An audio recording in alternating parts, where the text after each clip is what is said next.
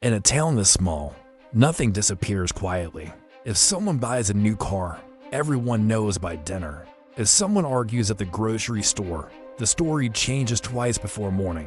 So when a man died on a Tuesday afternoon and no one talked about it, that was the first thing that felt wrong. The victim's name was Arthur Hale, 58 years old, lived alone, no criminal record, no enemies that anyone could name out loud. The official report called it an accident, a fall down the stairs behind his house. Neck injury, immediate death. Simple. Clean. Closed. To glean, I wasn't sent to investigate a murder. I was sent because the mayor wanted reassurance. His words, not mine. People are uneasy, he said. We just need someone to confirm there's nothing to worry about. That's usually how it starts in small towns, not with urgency, with denial. I arrived that evening, just as the sun was dropping behind the trees that ring the town like a fence. One main road, one gas station, one diner that closes to early and opens to late, the kind of place where strangers are noticed immediately. People looked at me the way they always do when something feels unfinished. Polite, curious, careful. Arthur's house sat at the edge of town, close enough to hear traffic, far enough to avoid neighbors. The stairs where he fell were narrow and old, would soften by decades of weather. Accidents happen on stairs like that, but accidents usually leave chaos behind.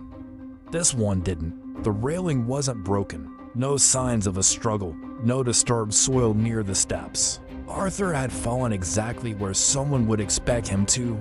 I stood there longer than necessary, trying to imagine the moment, not the fall the minute before it. That's when I noticed the first inconsistency. Arthur wasn't alone.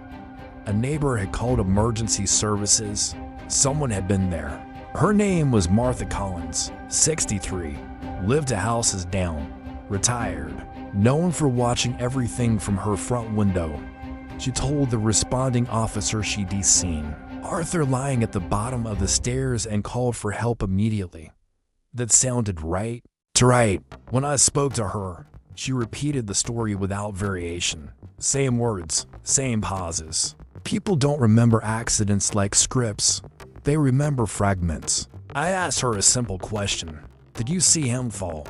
She hesitated. No. She said, I just saw him there. That mattered. If Arthur had fallen suddenly, there would have been noise. A slip, a shout, something to draw attention. Martha hadn't heard anything. She had looked out her window, and he was already dead. I wrote it down, not because it proved anything, because it didn't. Later that night, I went to the diner. In small towns, information doesn't come from reports. It comes from booths and coffee refills. People talked around the subject, not about it. Arthur was mentioned only in passing. No shock, no speculation, just acceptance. That bothered me more than panic ever would. Someone mentioned Martha. She saw it, a man said quietly. She's always watching. Another nodded. She sees everything. I finished my coffee and left. Back at my motel, I reviewed the report again. Accidental death. Case closed. But something didn't sit right. Arthur wasn't important. He wasn't powerful. He wasn't connected. So why did everyone already seem to agree on the story? The next morning, I went to speak to Martha again. Her house was quiet, curtains closed, car still in the driveway. I knocked, no answer. I knocked again, still nothing. That's when a neighbor stepped outside. She's not home, he said. Left early. Left where? I asked. He shrugged. Didn't know. That was unusual. In a town this small, people don't leave without explanation. I checked my watch. 10:42 a.m., less than 24 hours after Arthur's death. I hadn't come to investigate a killer. I hadn't even come to open a case. I came to confirm nothing had happened. But standing there, looking at Martha's closed door, one thought settled in. Arthur's death wasn't the problem. The problem was that the one person who had seen something was suddenly gone. And in a town this small, that kind of disappearance is never an accident. In small towns, routines matter. People wake up at the same time. They take the same routes. They sit in the same places. That's why Martha Collins leaving without telling anyone bothered me more than her silence. I didn't assume danger immediately. Assumptions close cases before facts do. Instead, I started with something simpler. I retraced her routine. Martha lived alone, widowed for years, no children nearby. Her mornings were predictable: coffee at home, a walk to the mailbox, sometimes the grocery store, always before noon. No one remembered seeing her that morning. Not at the mailbox, not at the store, not on the street. That was my first confirmation. Martha hadn't left town. She had vanished inside it. I went back to Arthur Hale's house. The stairs looked even more ordinary in daylight. Weathered wood, loose nails, nothing that suggested a trap or interference. I stood at the top and looked down. If Arthur had slipped, gravity would have done the rest. But slips leave marks, scrapes, broken rails, displaced boards. None of that was there. I checked the ground again. No scuff marks, no disturbed leaves. Arthur hadn't fought the fall, which meant one of two things. Either he never saw it coming, or he wasn't standing when it happened. I wrote that down. Then I checked the emergency call log. Martha's call came in at the 17 p.m. column. Voice a clear address. No hesitation. She didn't sound shocked. She sounded prepared. That doesn't mean guilt, but it does mean awareness. I asked for permission to listen to the recording. When the dispatcher asked what had happened, Martha didn't describe a fall. She said, "He's at the bottom of the stairs. He's not moving." That distinction matters. People who witness accidents describe actions. People who arrive afterward describe outcomes. I paused the recording there. Martha hadn't seen Arthur fall. She had seen Arthur dead. That meant something else had happened before she looked out the window. I drove through town, slowly. One gas station, one diner, one pharmacy, all within sight of each other. Small enough that movement becomes visible. I stopped at the grocery store. The cashier recognized me immediately. "Hear about Arthur?" she asked. "Yes," I said. And Martha. Her expression changed, not surprise. Concern. She saw him. The cashier said quietly, "Everyone knows that." "Did she tell you that?" I asked. She shook her head. "No, just people say." It's people say it. That's how stories form in towns like this. Not from facts, from repetition. I asked when she'd last seen Martha. "Yesterday," she said, "before the police came." That didn't match the timeline. Martha had supposedly discovered Arthur at the 17 p.m. If she'd been at the store before that, then she'd already been out that morning. I asked what time. Late morning, maybe 11. They gave me a window. Martha had been out, seen something, returned home, then called emergency services hours later. That gap mattered. I went back to her house. Still locked, still quiet. I noticed something new. Her curtains were open now. They hadn't been the day before. Someone had been inside. I called it in. Local officers arrived quickly. In towns like this, police response is fast not because crime is high, but because it's rare. We entered together. Nothing looked disturbed. No signs of struggle. No overturned furniture. No broken locks. Her purse was still there. Phone on the table. Keys by the door. People don't leave without those. I checked the trash empty to empty. People throw things away. Daily. Receipts. Packaging. Notes. Martha hadn't planned to leave. She'd been interrupted. I walked to the front window. Her view was clear. Arthur's stairs were visible from that exact angle. That's when I noticed something I hadn't before. A second house down the street had a similar view. I asked the officer, "Who lived there?" Caleb Turner. He said, "Lives alone. Works nights. Another watcher." I went to Caleb's house. He answered after a long pause. Tired eyes, defensive posture. I asked him if he'd seen anything the day Arthur died. He shook his head immediately. "No." Too fast. I asked if he'd seen Martha recently. "Yes," he said, then corrected himself. "No. I mean, not recently." Contradictions don't prove guilt. They prove pressure. I left him with a card. As I walked back to my car, something became clear. Arthur's death wasn't the event that mattered. Martha seeing something was. And now Martha was gone, which meant whoever was responsible for this didn't eliminate the victim first. They removed the witness, and in a town this small, there wouldn't be many chances to do that unnoticed, but there would be patterns, and patterns don't stay hidden for long. Patterns don't announce themselves. They repeat quietly until you're forced to notice them. Caleb Turner stayed on my mind longer than I expected, not because he was obviously lying, but because his story shifted too easily. People who tell the truth don't need to adjust it mid-sentence. I didn't confront him again that day. Pressure applied too early only teaches people how to hide better. Instead, I went looking for context. Caleb worked nights at the water treatment plant on the edge of town. Graveyard shifts, long hours, minimal supervision. The kind of job that trains people to stay awake while everyone else sleeps. I checked his schedule. He was off the night Arthur died. That didn't make him guilty. It made him present. I walked the street again, this time slower. Arthur's house, Martha's window, Caleb's porch. 3 clear lines of sight. Anyone standing in those positions could see the same thing from different angles. That wasn't coincidence. That was geography. I knocked on the door of the house across the street. One I hadn't checked yet. An older man answered. He squinted at me like I was something he hadn't decided to trust. I asked if he'd seen anything unusual that afternoon. He shook his head, then hesitated. Caleb was outside, he said. Earlier than usual mattered. Caleb wasn't just present, he was visible. I asked what he was doing. Standing. The man replied, just standing. Like he was waiting for someone. Waiting. That word again. I thanked him and left. Back at the station, I checked recent incident reports. Nothing violent, nothing dramatic. But there was something else. 2 weeks earlier, a woman named Lena Mars had been hospitalized for a suspected overdose. She survived. Barely. The report noted something strange.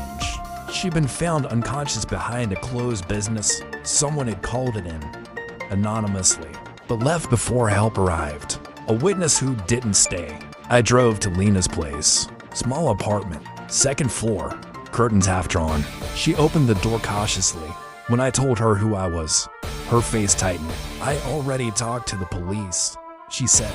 I know. I replied, I'm not here about the drugs. That got her attention. I asked her if she'd noticed anyone nearby before she collapsed. She shook her head, then stopped. There was a man, she said, across the street. I thought he was waiting for a ride. Did he help you? I asked. No, she said. He just left. That was enough. I asked if she could describe him. She hesitated. Tall, quiet, HOODIE. Nothing special. People remember details when events are loud. They remember impressions when events are quiet. I showed her a photo of Caleb. Her eyes narrowed. I think so, she said. Yeah, that might be him. Might be, wasn't certain, but it was alignment. I left and sat in my car for a long time without turning the engine on. Arthur, Martha, Lena. Different incidents, different outcomes, but the same structure. Someone sees something, someone is present, someone leaves, then the witness disappears, or nearly does. This wasn't about murder in the traditional sense. This was about proximity, about identifying the moment when someone becomes a liability simply by noticing. I went back to Caleb's house. This time, no answer. Lights off. Car gone. I checked with the plant. He hadn't reported for his shift. That was new. In a town this small, missing work is louder than committing a crime. I contacted local police and asked them to locate him. They didn't like the idea. Too soon. Too little evidence. I understood their hesitation. But hesitation is how patterns continue. I went to the diner instead. The same booth, the same waitress. I asked about Caleb. She frowned. He doesn't miss shifts, she said, ever. I asked if anyone had seen him today. She nodded. This morning, she said, early. He ordered coffee. Didn't drink it. That detail landed hard. People don't leave coffee untouched unless they're distracted or interrupted. I paid and left. Back at the motel, I spread everything out. Maps, timelines, statements. Arthur was the first event. Martha was the first witness removed. Lena was the survivor who almost didn't become one. Caleb connected all of them, not emotionally, spatially. He wasn't choosing victims. He was choosing vantage points, places where people saw something they weren't supposed to. That's when the idea finally took shape. This wasn't a killer who chased people. This was someone who watched and waited to see who noticed. And once you see something, you don't get a second chance to unsee it. I checked my watch to 14 p.m. Arthur had died just after 2. Martha disappeared within a day. Lena survived because someone else intervened. The pattern wasn't finished. It was escalating, and I was running out of time to stop the next witness from becoming the next disappearance. Once you recognize a pattern, the next question isn't who, it's how. Caleb wasn't selecting people.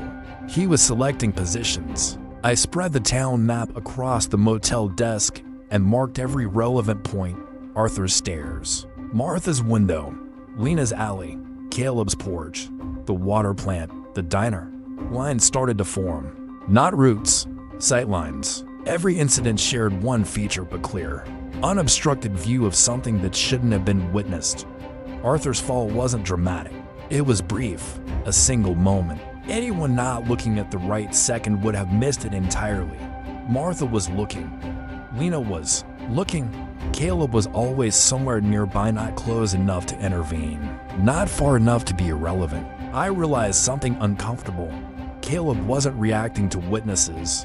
He was anticipating them. People who live in small towns learn habits quickly.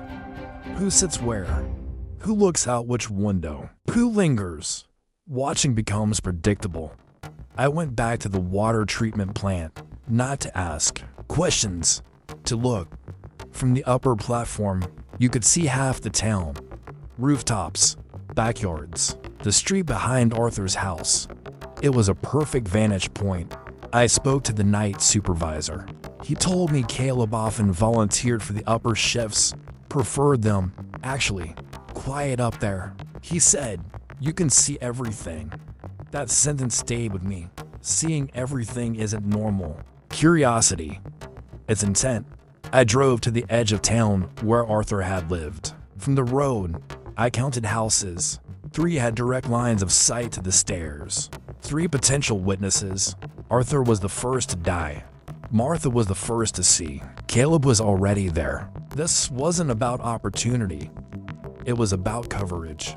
I started reviewing old calls, not deaths, but incidents, near accidents, medical emergencies, situations where someone survived. The common factor wasn't location. It was presence. Someone always mentioned a man nearby. Someone who didn't help. Someone who left. Not suspicious enough to remember clearly. Not helpful enough to be questioned. Invisible by design. I went back to the diner. Same waitress. Same booth. I asked her a different question this time. Who in town watches everything? She didn't laugh. She didn't even think, Caleb. She said, everyone knows that. That was the first time his name came up without prompting. He sits by the window. She continued. Doesn't talk much. Just looks. I asked if anyone ever complained. She shook her head. Why would they? He never does anything. Exactly. I stepped outside and looked through the diner window from the sidewalk. From that seat, you could see the street, the pharmacy entrance, and the alley where Lena collapsed. Another vantage point. I checked my notes. Every place Caleb frequented wasn't random. It was useful. I thought back to Lena's description. He just left. That wasn't indifference. That was confirmation. He stayed long enough to know someone had seen something. Then he marked them. The realization settled slowly. Caleb didn't fear witnesses to his actions. He feared witnesses to events. He believed that if no one noticed, nothing existed. Deaths without witnesses are accidents. Deaths with witnesses become stories, and stories spread. I understood his logic then. Not agreed with it, understood it. In a town like this, reputation is survival. He wasn't protecting himself. He was protecting the illusion of normalcy. I checked the timeline again. Arthur died Tuesday. Martha disappeared Wednesday. Lena survived because help arrived fast. Caleb missed work the night after Martha vanished. He wasn't hiding, he was repositioning. That's when the final piece clicked. This wasn't escalation yet. It was rehearsal. He was testing how quickly he needed to act once someone crossed the line from observer to witness. And now that I had mapped the town, one thing became obvious. There were only a handful of places left where a person could see something, and no one was watching those places closely. I circled one location on the map, the old bridge near the creek. No cameras, no traffic at night, a place where people stopped to look. If something happened there, someone would see it, and if someone saw it, I checked the time, 3:36 p.m. The next event hadn't happened yet, but the conditions were already in place. And now that I understood how he chose his witnesses, I also understood something worse. I wasn't chasing a killer who struck randomly. I was chasing someone who planned around human curiosity, and curiosity in a town this small is impossible to eliminate, which meant the pattern wouldn't stop on its own. It would only stop when someone watched the watcher. Serial patterns don't break because the killer makes mistakes. They break because the world refuses to stay predictable. Caleb's system relied on one assumption, that he knew who was watching. He didn't. I went to the bridge before anything happened there. Late afternoon, the creek ran low. The water slow enough to reflect the sky. From the road, you could see the entire span. From the span, you could see nothing but trees and water. Perfect isolation. I stood there longer than necessary, watching cars pass without stopping. Most people didn't even slow down. That's when I noticed her. An old pickup pulled over near the shoulder. The engine stayed on. Woman stepped out, leaned against the door, and stared down at the creek. She wasn't looking around. She wasn't on her phone. She was focused. Her name was Irene Walsh. I knew that because in small towns, you eventually learn names whether you want to or not. She lived near the old mill, kept to herself. No reputation for gossip, no habit of lingering. That made her presence unusual. I didn't approach her right away. I watched. She stayed for several minutes, long enough to notice patterns in the water, long enough to be noticed herself. Then she left. I checked the time for 11 p.m. If something happened at that bridge later, Irene would be a witness whether she realized it or not. I drove back into town and checked my notes. Irene didn't fit the profile. She wasn't social. She didn't sit by windows. She didn't frequent public spaces, which meant Caleb wouldn't have noticed her. That was the flaw. His system depended on predictable observers, people who watched consistently, people who made themselves visible by habit. Irene watched rarely. That made her dangerous. I went to her house that evening. Lights on, door unlocked, radio playing quietly in the kitchen. She didn't seem surprised to see me. I figured someone would come by, she said. I asked her why she'd been at the bridge earlier. She shrugged. I heard something last night, she said. A sound I don't usually hear out there. That got my attention. What kind of sound? I asked. A car, she said. Stopping, not passing. I asked if she'd seen anything. No, she replied, but I saw someone later. This afternoon, she described him without hesitation. Tall, quiet, hoodie, standing near the bridge railing, looking down. Caleb. She hadn't seen a crime. She'd seen intent. I asked if she'd told anyone. No, she said. Didn't seem important. That was the second. The state. Witnesses don't need to see death. They only need to see preparation. I told her to keep her doors locked and to call me if anything fell off. She nodded, unconcerned. That worried me more than fear would have. I left and immediately contacted local police. I didn't accuse Caleb outright. I didn't have enough yet. Instead, I asked for patrols near the bridge and around Irene's neighborhood. They agreed reluctantly. Small towns resist disruption. That night, I didn't sleep. At 1:30 a.m., My phone rang. A patrol unit reported a vehicle idling near the bridge. No plates visible. Engine off when approached. Gone before they could stop it. Caleb had been there. I checked the time again. If Irene was now on his list, the clock had started. I drove to her place before sunrise. The radio was still on. The door was still unlocked. But something was different. Her car was gone. I checked inside. Purse on the counter. Phone charging. Shoes by the door. Irene hadn't planned to leave. She hadn't packed. She'd been interrupted. I felt the same cold certainty I'd felt with Martha. Another witness removed. But this time, there was something new. On the kitchen table, there was a folded piece of paper. Not hidden dot, not torn out left. I opened it carefully. One sentence, written neatly. She was looking when she shouldn't have been. That wasn't a confession. It was a justification.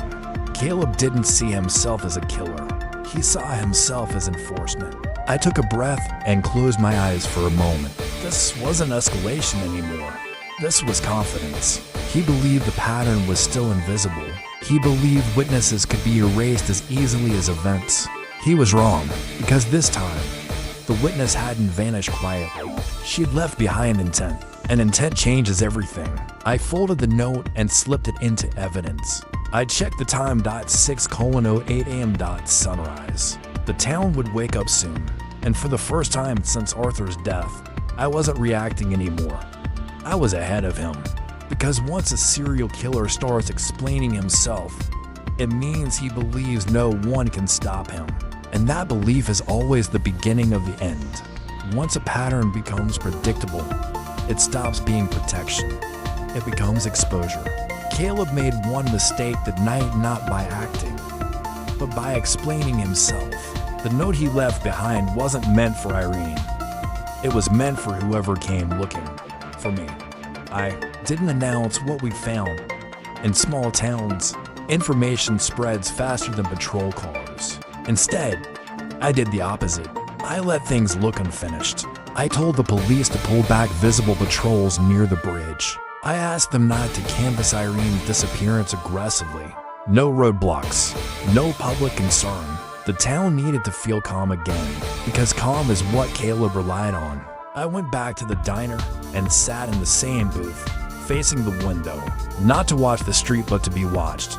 If Caleb still believed in his system, he would notice changes in routine. And I was a change. The waitress brought coffee without asking. She looked at me longer than usual. Busy night? She asked. Quiet, I said.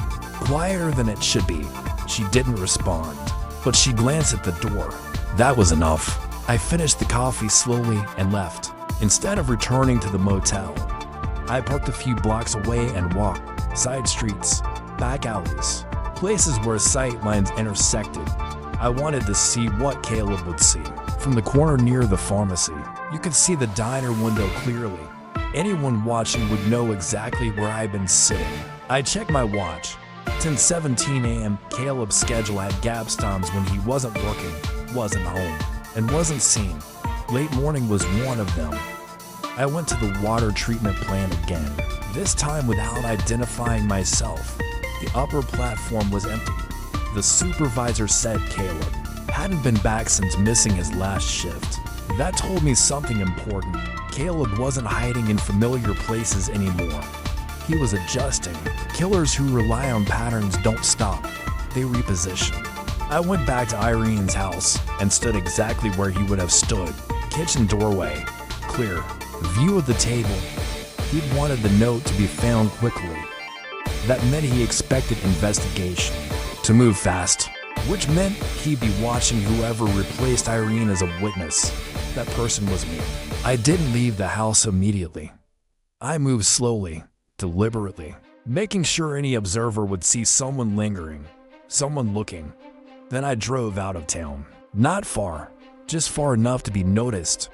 I stayed gone for hours, long enough to create uncertainty. When I returned that evening, I didn't go back to the motel. I went somewhere else instead. The old mill overlooked. From there, you could see the road, the bridge, and the creek entrance. A convergence point. If Caleb was watching, he'd choose a place like this. I waited. At 8:40 p.m., a car passed slowly and didn't stop. At 8:57, another did the same. At 9:11, a vehicle pulled over near the trees, engine off. Lights out. I stayed still. Caleb's mistake wasn't confidence. It was curiosity. He wanted to know what I'd seen. I stepped back deliberately, just enough to be visible, then returned to the shadows. A simple signal, the kind of movement that invites attention without explanation. The car door opened, not slammed, not rushed, measured. I didn't turn around. I spoke calmly. "You're not erasing events," I said. "You're erasing people." He didn't answer immediately. Then he said, "People make events real." That was confirmation. I turned slowly. Caleb stood a few feet away. Same hoodie, same stillness, no visible tension. "You think you're preventing stories," I continued, "but all you're doing is narrowing the audience." He tilted his head slightly. "Someone always looks," he said. "Yes," I replied, "including you." That's when he realized the shift. I wasn't a witness he could remove quietly. I was already inside the pattern. I told him about the patrols he hadn't seen, about the cameras he hadn't considered, about the fact that small towns don't handle absence well, and Irina's disappearance wouldn't fade. I didn't threaten him. Threats provoke action. I offered inevitability. "You can't keep doing this," I said, "because now people are watching you watch for the first time." His expression changed, not fear. Calculation breaking down. He took a step back, then another. I didn't move. The sound of approaching vehicles filled the space, not sirens, engines, doors. Caleb understood. He raised his hands slowly. As officers stepped into view, I realized something important. He hadn't lost because he was caught in the act. He'd lost because his logic no longer worked. The pattern had turned against him, and patterns, once reversed, are impossible to reclaim.